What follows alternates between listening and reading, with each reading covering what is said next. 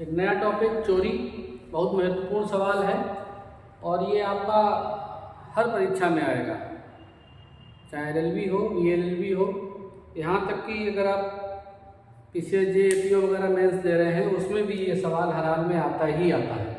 तो चोरी BNS की धारा 303 में है। 303 BNS की धारा, जो पहले IPC की धारा 378 में था, 378 चोरी थेफ्ट। तो ये बहुत महत्वपूर्ण है और चोरी को समझने के लिए आप इसकी परिभाषा को पहले ध्यान दीजिए। सवाल आएगा चोरी से आप क्या समझते हो, इसके आवश्यक तत्व क्या हैं, चोरी कब लूट बन जाती है ना, ऐसे करके सवाल आएगा। इसका अंतर भी आ सकता है, तो यहाँ ध्यान दीजिए। चोरी का मतलब है जब कोई व्यक्ति किसी अन्य व्यक्ति के कब्जे में से उसकी सहमति के बिना बेईमानी का आशय रखते हुए चल संपत्ति को हटाता है तो वह चोरी करता है, ये कहा जाता है। इसी परिभाषा में से ही इस सवाल के आवश्यक तत्वों को आपको निकाल लेना है, हेडिंग डाल के पूरा सवाल तैयार कर देना है। तो ध्यान रखना, एक व्यक्ति दूसरे व्यक्ति के कब्जे में से उस व्यक्ति की सहमति के बिना बेईमानी का आशय रखते हुए और चल संपत्ति और हटाना, ये आवश्यक तत्व इसके बन जाएंगे। उसी परिभाषा में से निकाल लेना है। फिर से एक बार परिभाषा याद कर लीजिए। जब कोई व्यक्ति किसी अन्य व्यक्ति के कब्जे में से उस व्यक्ति की सहमति के बिना बेईमानी का आशय रखते हुए जंगम संपत्ति को हटाता है तो वह चोरी करता है, ये कहा जाता है। इसकी आवश्यकता तो ध्यान दीजिए। एक तो व्यक्ति हो जाएगा, सबसे पहले आप चाहो तो जंगम संपत्ति को ध्यान में रखना। जंगम संपत्ति मतलब चल संपत्ति। चोरी हमेशा चल संपत्ति की होगी, अचल संपत्ति की चोरी नहीं हो सकती है, इस बात को ध्यान रखना। तो सबसे जरूरी यह है कि आप चल संपत्ति की चोरी करेंगे। फिर इस पर आपको एक हेडिंग दिखानी है, कब्जा। जिस व्यक्ति के कब्जे में कोई संपत्ति होगी उसी संपत्ति की चोरी हो सकती है। या ऐसे समझ लो कि अगर कोई संपत्ति लावारिस है, जिसका कोई मालिक नहीं है, उस संपत्ति की चोरी नहीं हो सकती। एक बहुत सिंपल उदाहरण समझ लीजिए आप। जैसे आपके पास कोई गाय भैंस कोई जानवर है, तो आपके उस जानवर की कोई अगर ले जाता है तो उसका ले जाना चोरी कहलाएगा। लेकिन यदि जो गाय बैल सांड देवता घूम रहे हैं सड़कों पर, अगर इनको कोई ले जाता है तो चोरी नहीं है, ठीक है। लावारिस संपत्ति की चोरी नहीं होती, संपत्ति किसी के कब्जे में होना जरूरी है। तो कब्जा, फिर एक आप लिखेंगे सहमति के बिना, तो सहमति एक हेडिंग मिल जाएगी आपको। अगर कोई व्यक्ति आपकी चल संपत्ति को आपकी सहमति से हटाता है तो वो चोरी नहीं मानी जाएगी, बिना सहमति के ही हटाए। और ध्यान रखना, उस सहमति के बिना के साथ साथ उसका जो आशय है वो बेईमानी का होना चाहिए। बेईमानी का आशय, अगर बेईमानी ये दुराशय ही है, बस नाम बदला हुआ है यहाँ पर। अगर उसके मन में चोरी करने का दुराशय नहीं है और वो आपसे बिना पूछे भी आपकी संपत्ति कोई हटा लेता है हक के तौर पर, तो वो चोरी नहीं कहलाएगी। लेकिन अगर वो संपत्ति को हटाता तो बिना आशय के है तो बेईमानी नहीं है। लेकिन जब आपको नहीं पता लगता है और बाद में फिर उसके मन में बेईमानी का भाव अगर जाग जाता है तो फिर ये बाद में चोरी बन जाएगी। करते समय चोरी नहीं थी, लेकिन बाद में चोरी बन जाएगी, इस बात का ध्यान रखना। तो एक तो आपको जंगम संपत्ति, कब्जा, सम्मति और बेईमानी का आशय, ये, और एक जो आपका बच्चा है वो है हटाना। संपत्ति को हटाना जरूरी है, ले जाना जरूरी नहीं। ध्यान रखना, शब्दों पर बहुत ध्यान रखना।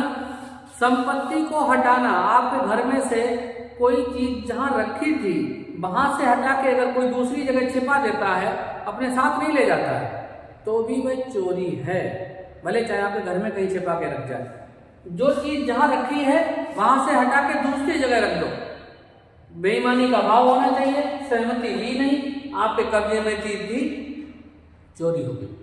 तो चोरी की परिभाषा को आप बहुत बारीकी से समझिए। ये सब रहेगा यहाँ। धारा 303 लिखनी है, आप पुरानी धारा में लिख सकते हो कि पहले लिखी थी, और आपको आवश्यक तत्व लिखने हैं। तो यहाँ आपका चोरी की परिभाषा और उसके आवश्यक तत्व का सवाल पूरा हो जाएगा। और यहाँ तक कि एक खास बात मैं आपको बताऊं, कोई भी व्यक्ति अपनी भी संपत्ति की चोरी कर सकता है, अपनी भी संपत्ति की। ध्यान रखना है, ये सवाल कंपटीशन में भी आता है कि क्या कोई व्यक्ति अपनी ही संपत्ति की चोरी कर सकता है। तो ध्यान रखना, इसका जवाब है हाँ। तो इसका एक मामला आपको बता दे रहे हैं। शेख हुसैन बनाम सम्राट का मामला था 1887 का। तो उसमें ये कहा गया था कि अपनी ही संपत्ति की भी चोरी व्यक्ति कर सकता है। ठीक है, तो ये आप लिख सकते हैं। तो ये यहाँ आपका एक सवाल तैयार हो जाएगा। इसके बाद अभी चोरी लूट कब बनती है, तो लूट की परिभाषा भी आपको ध्यान रखनी है। तो यहाँ अगर इसको पूरा करेंगे तो 303 के बाद जो और धाराएं हैं, तो इसका दंड अब 303 में ही है। पहले अलग था, लेकिन अब दंड की व्यवस्था इसी धारा में कर दी है। 303(1) में चोरी की परिभाषा है और 303(2) में चोरी का दंड है, ऐसे भी समझ सकते हैं।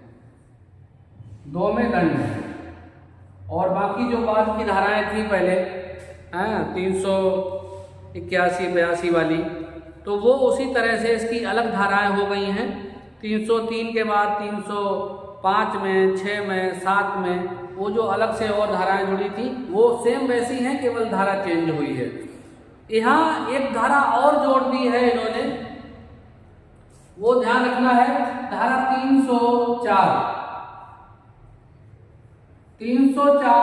झपटमारी,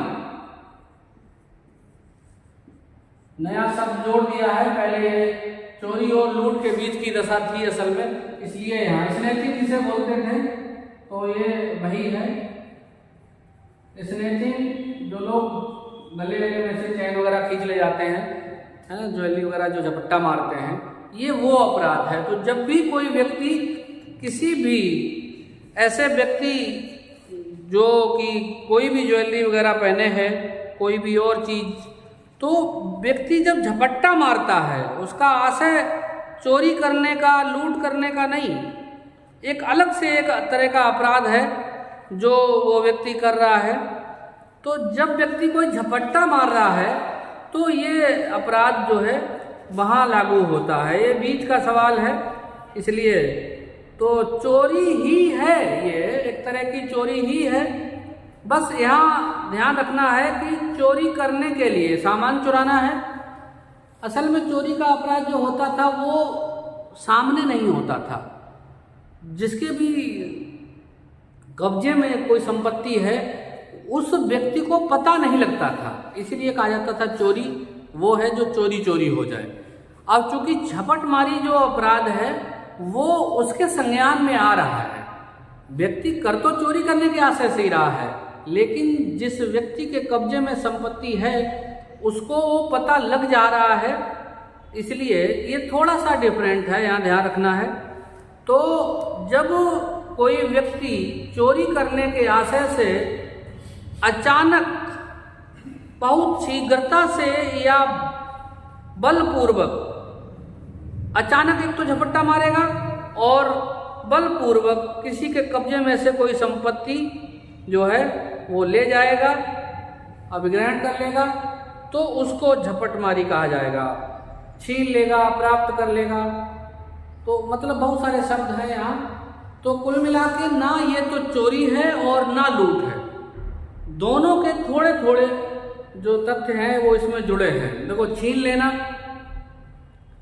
ये लूट का है, तो ध्यान रखना है। इसीलिए दोनों के बीच का है, ना चोरी है ना लूट है, क्योंकि इसमें बल प्रयोग लग रहा है लेकिन यहाँ धमकी नहीं दे रहा है व्यक्ति, बस झपट्टा मार रहा है, तो दोनों के बीच का है। इसलिए स्नैचिंग की एक नई धारा जो है BNS 2023 में जोड़ दी गई है। तो कोई भी व्यक्ति एकदम जल्दी से और बलपूर्वक झपट्टा मार के कोई चीज ले जाएगा, उसको स्नैचिंग कहा गया है। तो इसकी अलग से धारा है और इसमें अलग से ही इसी धारा में इसका दंड है। 304(1) में इसकी परिभाषा और 304(2) में इसका दंड है स्नैचिंग का। तो कोई भी व्यक्ति जो झपटमारी करेगा उसको 3 वर्ष तक का कारावास और जुर्माना दोनों है, ध्यान रखना। 3 वर्ष तक का कारावास होगा और जुर्माना, ये दोनों चीजें रहेंगी साथ में, याद नहीं है। तो चोरी के बराबर ही एक तरह का दंड है, बस परिभाषा इसकी अलग कर दी गई है।